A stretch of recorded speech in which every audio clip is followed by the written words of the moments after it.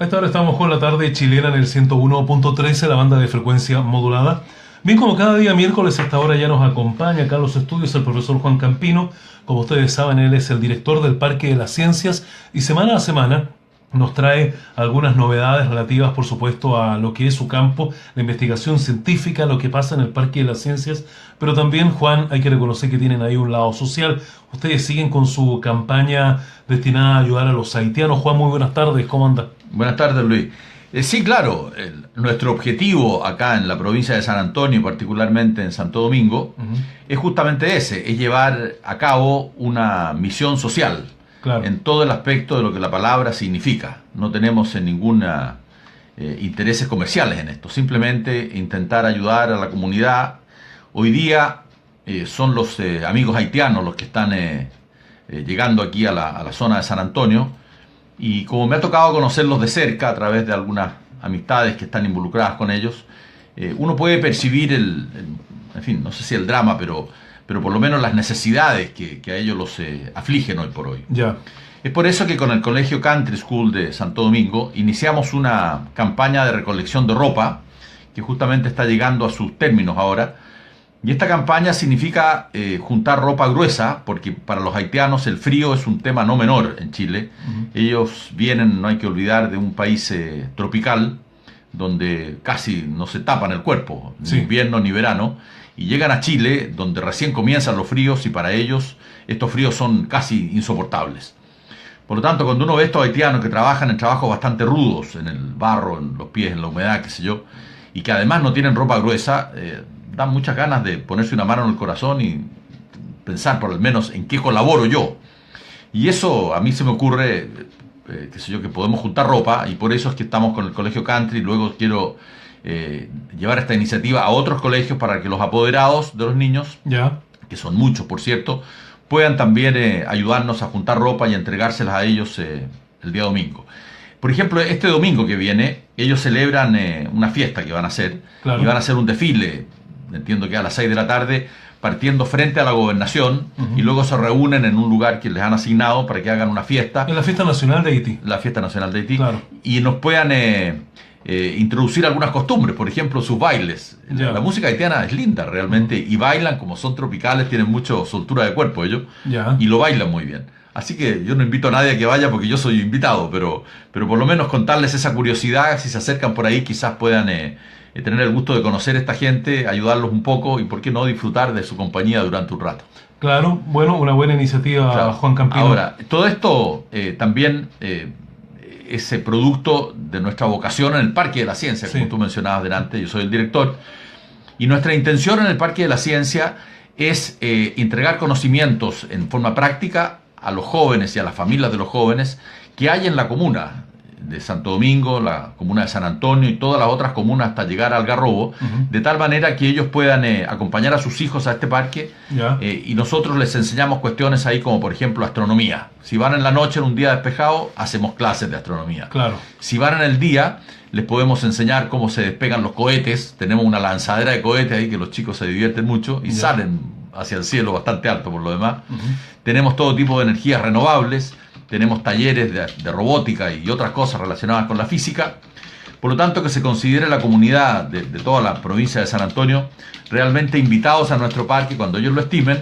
Si nos llaman, mucho mejor, de tal manera de poder entregar, ¿no es cierto?, conocimiento a los chicos y cumplir así nuestro objetivo. Eso es totalmente gratis, a nadie se le cobra nada. Y a chicos que van, les interesa mucho y vuelven, y a ellos entonces les ofrecemos talleres y una serie de otras cuestiones interesantes para jóvenes que están iniciándose en su vida, de 13, 14, 15 años, en fin, menos de esa edad y más de esa edad también. Claro que sí. Bien, pues vamos de inmediato entonces ya tras estas importantes informaciones. Recuerde que usted puede ir al Parque de las Ciencias, recorrerlo y obviamente aprender mucho de lo que allí se hace. De verdad son temas científicos bien interesantes que usted debe tener en cuenta. Pero vamos al tema ya que nos convoca la jornada de hoy, y tiene que ver con hablar hoy día de un personaje que realmente se considera uno de los tipos más brillantes de la historia, puesto que cultivó muchas disciplinas, un sinnúmero de disciplinas de carácter científico y artísticas también. Logró esta mezcla entre la ciencia y el arte que a veces, muchas veces no se lleva, más bien dicho, y con creaciones que incluso para su época se consideran trascendentales. De hecho, muchas de ellas probablemente han sido la base para inventos que hoy se utilizan en la actualidad. Nos referimos a Leonardo da Vinci, hombre que nació el 15 de abril de 1542. Estamos hablando de una época bien importante dentro de la humanidad. Juan Campino, hoy Leonardo da Vinci es nuestro invitado para conversar. Así es. Y para este programa realmente me he preparado para recordar algunas de las cosas de Leonardo da Vinci. Y como tú bien dices, Luis, él es el mayor personaje del mundo científico y de las artes considerado en el mundo.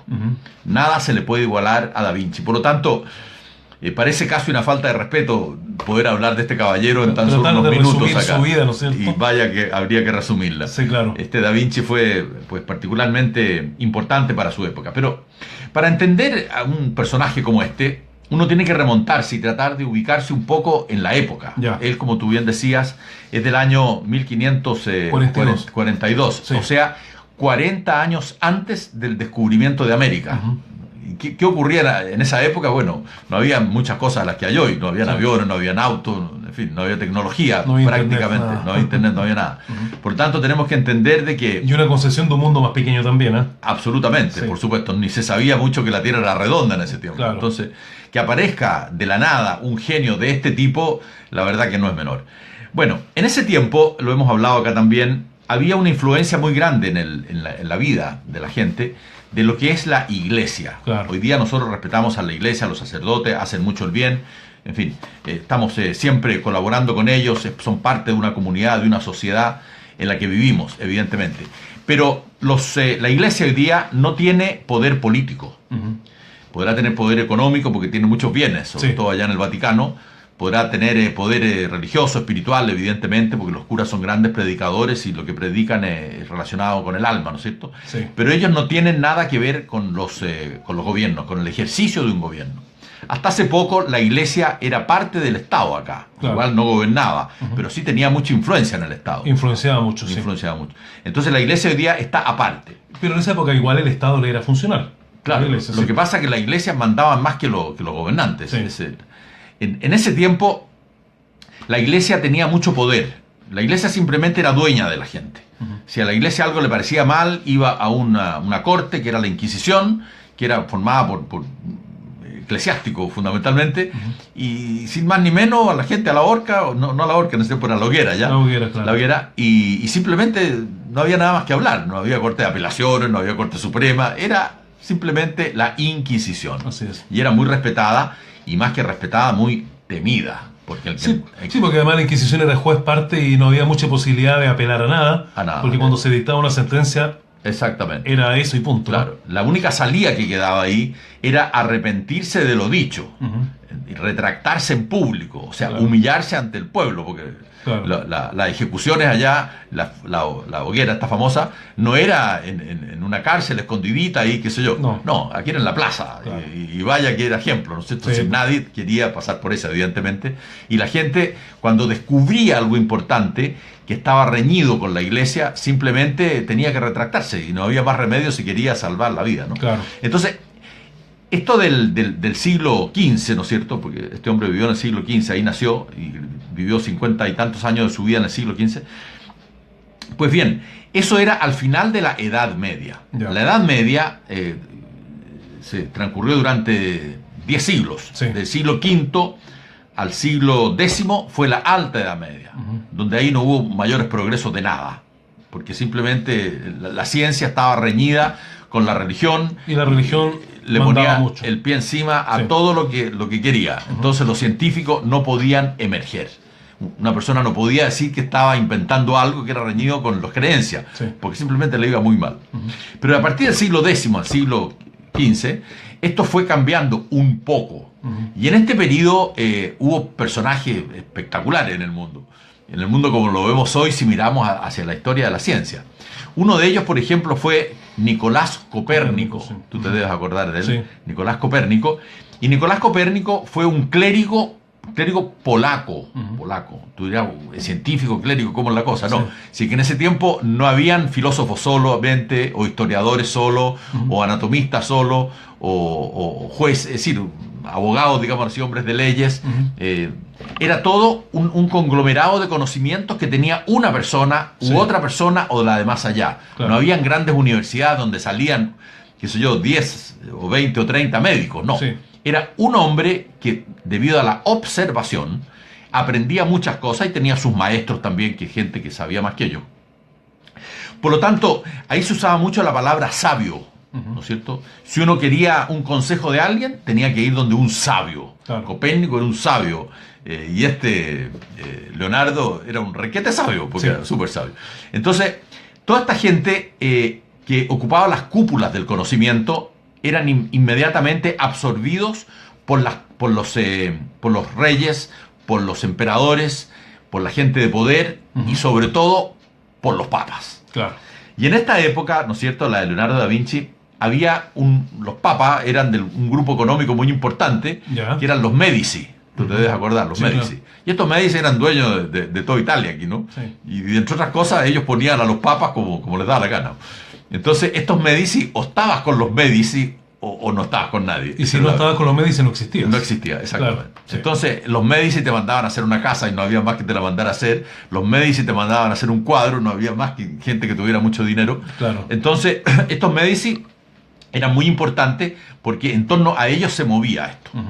Pero cuando este muchacho, Leonardo, comienza su vida, de partida la comenzó en forma un poco torcida, porque él fue hijo de un matrimonio no constituido.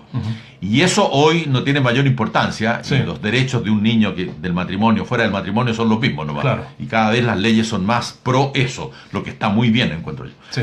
Pero en ese tiempo era distinto. Él era hijo de un estudiante de leyes, ¿no es cierto?, y de una campesina. Una campesina que, según dice la historia, había sido esclava. Producto de una fe, de un amor que hubo ahí, nació este muchacho. Entonces, nace este niño y, bueno, ya era limitado, no podía desempeñar altos cargos públicos porque era un hijo natural. Claro. No tenía aceptación, qué sé yo, ciertas limitaciones de la iglesia. Por lo tanto, el niño ya partía como con un pie atrás, ¿no es cierto? Un pie chueco. Bueno. Pero él tuvo la suerte de que su padre, que era de una familia de gente adinerada, fue en realidad el que cuidó de él. A pesar que nunca lo reconoció, de Pieri se llamaba el padre, nunca reconoció a este hijo que tuvo con Caterina, se llamaba la madre, pero sí lo cuidaron y lo quisieron. Entonces, este hombre se casó 5 veces, el padre de este niño, y producto de esos matrimonios que tuvo 10 hermanos. Entonces, este era el mayor de toda la familia, pero era siempre el niño que estaba un poco al lado. Sus amigos, como no era hijo de un matrimonio, en fin, eran amigos a medias nomás, en la escuela, en fin. Y era un niño muy distraído, como nadie jugaba con él, cuenta la historia, entonces él se hizo solo. Se hizo solo en las cuestiones que a él le interesaba. Pero así como se le destaca por las pinturas que él hizo en la vida, más importante que eso quizás eran los inventos que él hacía. Fíjate, Luis, que él escribió, o sea, lo que él hizo, los papeles, porque él veía algo de la naturaleza, por ejemplo, un pájaro volando, y lo observaba y escribía por qué volaba el pájaro. O sea, veía una flor que era empujada por el viento y se le salían las hojas, y trataba de entender por qué ocurrían las cosas. O sea, la naturaleza para Leonardo da Vinci fue la inspiración de su vida. Y así como los pájaros volaban, él quería inventar un avión. Y así como las tortugas andaban despacito, quería inventar algo relacionado con las tortugas, y que de hecho lo hizo. Entonces era una persona que aportaba mucho ya cuando era mayorcito, ¿no? Y estos Medici, que tenían un papa, lo acogieron a él. Entonces, cuando él tenía 5 o 6 años, ya pintaba cuadros hermosísimos, que están en estas 20 tomos que te digo de sus cosas, ¿no? No hay que olvidarse que la imprenta casi no existía en ese tiempo. Entonces lo que aprendía la gente es lo que escribía de su puño y letra el profesor o el profesor del profesor. Por tanto, no había una propagación masiva de los conocimientos. Un conocimiento oral, de transmisión oral muy limitado. Transmisión oral muy limitada y muy tergiversada. Porque lo que dice una persona y lo repite otra no es lo mismo. Sí, se va cambiando. Y si además quieres agregarle un poco de la cosecha propia, llega bien distorsionado.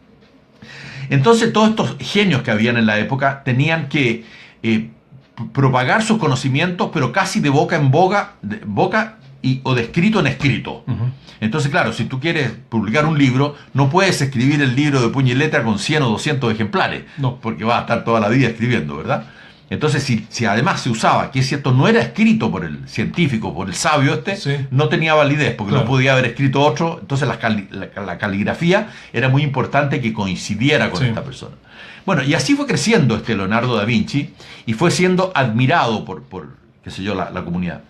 Este hombre fue el autor, o sea, el que pintó la Mona Lisa, Ya. que es el cuadro más famoso del mundo hoy día, la Ya. Mona Lisa, y la Última Cena.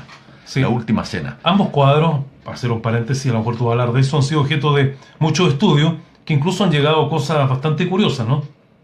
Bueno, La Mona Lisa y la Última Cena. sí, cosa Uno de esos dos fue la base del libro El Código Da Vinci, por ejemplo, de Dan Brown, que es Claro. un libro de ficción, pero que de todas maneras le dio la base para construir una historia ahí. Exactamente. Entonces hay que ponerse un poco en la época. Hemos descrito que aquí la Inquisición se las traía, el que estaba en contra de las cosas que decía la Inquisición tenía problemas, Sí. pero si alguien inventaba algo que la Inquisición estimaba de que estaba embrujado ese hombre, porque eso no podía existir, porque ellos estimaban otra cosa, tenía que el invento no hacerse nomás, Sí, claro. y retractarse el hombre si no quería perder su vida. Entonces, en ese entorno, para ser científico y para aportar a la ciencia, o a la pintura, o al arte, o a lo que fuera, había que trabajar un poco escondido. Claro. Excepto aquellas eminencias como Leonardo da Vinci o Miguel Ángel, no hay Sí. que olvidar que es de la misma época también, que eran tan maravillosos como artistas que los papas y los reyes y en fin, quien fuera, iban a los talleres donde estaba esta gente y se quedaban semanas contemplando cómo hacían sus trabajos. Sí. Por ejemplo, Leonardo da Vinci, ¿no es cierto?, que además era escultor, él para pintar o esculpir algo tenía que estar, por decir algo, un año entero frente a un modelo, Ya. porque ahí no existía la fotografía. O sea, le decía, pinta una cara preciosa, y él tenía que traer un hombre o una mujer que tuviera una cara linda y sentarlo frente a él, que no se moviera durante un año Claro. o muchos meses del año. Entonces, en todo este pintar, en todo este esculpir, en toda esta arte que estaba inspirada en una cara humana, el hombre comenzaba a encantarse con esa figura que tenía al frente, y le encantaba porque lo que estaba haciendo, la reproducción que estaba haciendo de él era fascinante. Y él entonces comenzaba a encariñarse de esta figura, y muchas veces Leonardo pintó a hombres. Y eran muchachos jóvenes cuando ella no era tan joven. Claro. Entonces vivía con este hombre, comía con este hombre, Sí. en fin. Y le colgaban o no le colgaban homosexualidad. Claro. Y era tan así la cosa, y tan prohibido esto de los homosexuales, que a Leonardo da Vinci lo encarcelaron y lo juzgaron porque se le acusaba de homosexual. Ya. Pero era tan importante el hombre en el arte, que yo no sé si los papas intervinieron o la gente de poder, que simplemente nadie se presentó a declarar en contra de él y le levantaron todos los cargos. Sí.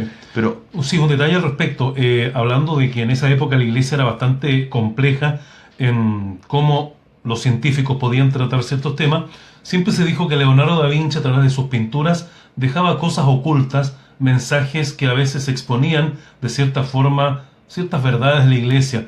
Y se dice, por ejemplo, que la Última Cena o la ¿cómo se llama? La de la mujer, el retrato este que acá la Mona Lisa. La Mona Lisa también escondería algunos códigos, algunas cosas secretas respecto de cómo él denunciaba ciertas cosas en la iglesia, que no las decía abiertamente, pero que las dejaba ahí, para Sí. que el quien pudiera entender se diera cuenta que estaba enviando un mensaje. Correcto. Ahora, sin duda que debe haber sido así. Yo he estado ahí en Francia, en el Louvre, donde Sí. está la Mona Lisa, y tú la miras, y la verdad que te fascina, te hipnotiza esa mujer realmente. Claro. Y el cuadro es chiquitito, pues si debe tener, no sé, 20 por 30. Es chiquitito. Sí, Ya. 20, la pintura no tiene más, o sea, Ya. tienes que mirarla muy cerca. Pero tiene un encanto que a lo mejor los entendidos en códigos de algún tipo miran eso y pueden deducir algo. Yo no deduje nada. Probablemente. No deduje nada. Entonces, toda esta gente tiene un doble mérito, porque además de ser genios, tenían que luchar contra las costumbres de la época. Ya. Y ahí, si a alguien le parecía mal algo, iba con el sable y te cortaba la cabeza. Y, Claro. y así nomás. Y ahí no andaba la policía protegiéndote, ni No, mucho menos. ahí te la arreglaba solo nomás. Solo, no andaban autos, qué sé yo, blindados para que, Sí. ¿no? Entonces esta gente, así como tenía amigos, tenía enemigos. ¿Y cuáles eran los enemigos que tenía esta gente? Eran los enemigos de los papas y los enemigos de los reyes. Porque ellos, para lograr subsistir, porque necesitaban mecenas que los mantuvieran, ¿no? Estos mecenas eran de un bando y no del otro. Entonces ellos se acogían al mecena que los acogía a ellos, pero a la vez se creaban enemigos por otro lado. Fíjate que era tan especial Leonardo, que él era zurdo. Y si tú te fijas, la gente que es derecha escribe de la izquierda a la derecha. ¿No sé? Tú partes en la izquierda escribiendo y termina a la derecha y la línea que sigue. Pero este hombre, como era zurdo, yo soy zurdo, pero escribo también de izquierda a derecha. ¿No es cierto? Me cuesta escribir, porque voy empujando el lápiz. Tú que eres derecho, escribes y vas tirando el lápiz. Es distinto a empujarlo que a tirarlo. Entonces este hombre era zurdo, pero él escribía de derecha a izquierda, no tenía nada que ver con cuentos. Entonces, si tú lees un manuscrito de Leonardo da Vinci, no entiendes nada. Y yo, para prepararme para este programa un poco, intenté leer algunas cosas que están en internet. Y realmente es muy difícil leer de derecha a izquierda. Con las letras dadas vueltas. Con las letras dadas vueltas. Con un espejo, a lo mejor. Con un espejo, exactamente. Eso es lo que hace la gente que estudia a este hombre. Justamente lo hace con un espejo. Con un espejo te das como cuando ves el letrero de una ambulancia. Por el espejo lo ves bien, pero te das vuelta y lo miras en directo. En directo lo ves al revés. Exactamente. Entonces, era un personaje tan fantástico que a pesar de eso, de su manuscrito, la gente estaba dispuesta a leerlos con un espejo para poder entenderlo. Para poder entender, claro. Fíjate que en esa época estaba el Vaticano. El Vaticano, para el que, en fin, no ha estado ahí o no conoce mucho de eso, es una construcción gigante donde vive el Papa en Roma, ¿no es cierto? Y es eso tiene muchísimos años el edificio, está conservado de forma maravillosa. ¿No es la Basílica de San Pedro? Bueno, esa está ahí. La Basílica de San Pedro está en el Vaticano. Entonces, el Vaticano es donde está la oficina, por llamarse, donde vive el Papa. Es como el Estado Vaticano. Exactamente. Y la iglesia de San Pedro está ahí mismo. Entonces, en esa época estamos hablando del siglo XV, o sea, hace 600 años, o 500 años, había que pintar los muros, los frescos que le llaman ellos, del Vaticano. Y eso es gigantesco realmente. Uno mira cómo alguien pudo hacer esto. Bueno, la Capilla Sixtina está llena de eso. Bueno, la Capilla Sixtina, claro. Y otras cosas. El Vaticano está lleno de frescos. Una pequeña observación. Vaticano viene de Vática. Y Vática es el nombre de un demonio o dios que se supone vivía en los volcanes cercanos a esa zona. Mira. Puede ser. Italia es un país de volcanes, evidentemente. Por ahí debe ser. Entonces hubo un concurso cuando este hombre tenía como 20 años, si no tenía más, y los pintores de esa época eran famosos ya a los 20 años. Y el concurso, que era muy apetecido por otros pintores para pintar esta Capilla Sixtina y el Vaticano en general, y lo pierde Leonardo da Vinci. Perdió el concurso. Y lo perdió. Y lo ganó Miguel Ángel. Miguel Ángel, que era otro monstruo de la pintura. Entonces, cuando uno va al Vaticano... Se competían se competían. Porque tenían todo el amparo de los papas. Era muy importante ser un amparado del papa. Algo de broncas habrán tenido entre ellos. No te quepa ninguna duda. Eso, claro, ninguna duda. Pero Miguel Ángel, que finalmente fue el que pintó la Capilla Sixtina, este hombre no era científico, era pintor y escultor. Él fue el que esculpió el David, que es un hombre perfecto, que también se ve en los museos allá, que tiene 3 metros de altura, pero bueno, es un hombre, el modelo que él lo hizo a otra escala, ¿no? Entonces, él perdió esta licitación, o qué sé yo, este concurso para pintar el Vaticano, y esto fue un golpe muy, muy bajo para él. Él pensó, mira, yo no soy lo que creo que soy, y luego le dieron un trabajo en un monasterio para que fuera a pintar unos muros como de consuelo, y partió para allá. Y quedó tan espectacular este monasterio que se le iba en collera perfectamente a lo que había hecho Miguel Ángel en el Vaticano, que ahí saltó entonces ya al estrellato definitivo. Este hombre se inspiraba en cosas de la naturaleza. Por ejemplo, él inventó el principio del primer helicóptero.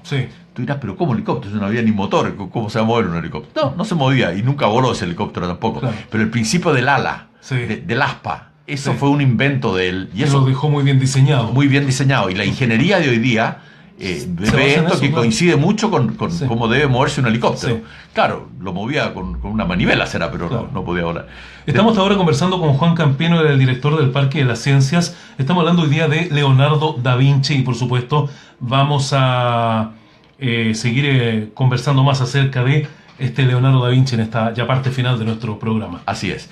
Entonces, dentro de las cosas que inventó este señor, está, por ejemplo, el tanque.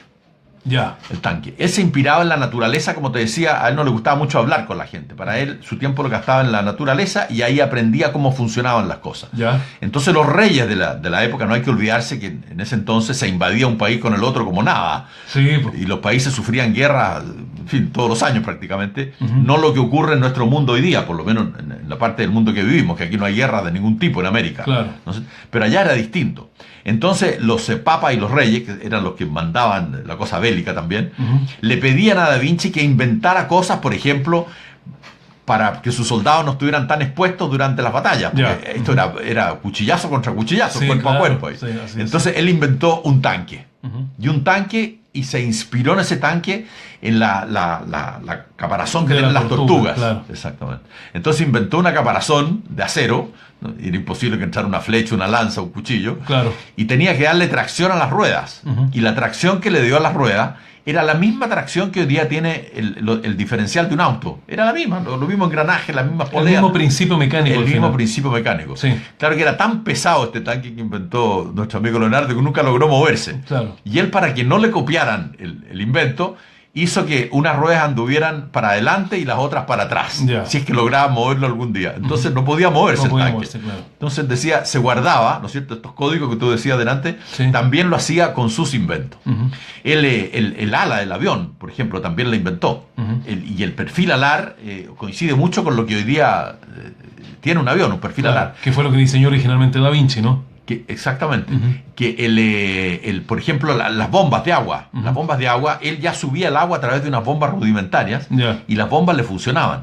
Lo que pasa es que ahí no había vapor, máquina a vapor, no había Claro. petróleo, no había gas, no había nada. Ujú. Y toda la tracción que existía era tracción animal. Claro. O manual de O los hombres. humana, claro, sí. Los tipos tenían unos músculos que podían levantar 200 kilos. Claro. Y estos los ponían ahí, que eran medios esclavos, medios no, a que movieran estos tremendos aparatos que inventaba este hombre. Así es. Entonces la humanidad, yo creo, todos le debemos, los que estamos sobre todo en el mundo de la ciencia, que logramos compenetrarnos más de su invento, le debemos una admiración enorme a este Leonardo da Vinci, y que por lo demás ha sido descrito por sus pares a través de la historia como el más grande de todos los científicos que ha existido en la humanidad. Si sus registros están en 2000 páginas, Ya. te imaginarás todo lo que no puede haber ahí. Claro. Debe ser cosas realmente notables. Hoy día, bueno, la verdad que estamos en otra. Hoy día tenemos internet que nos informa de todo, Sí.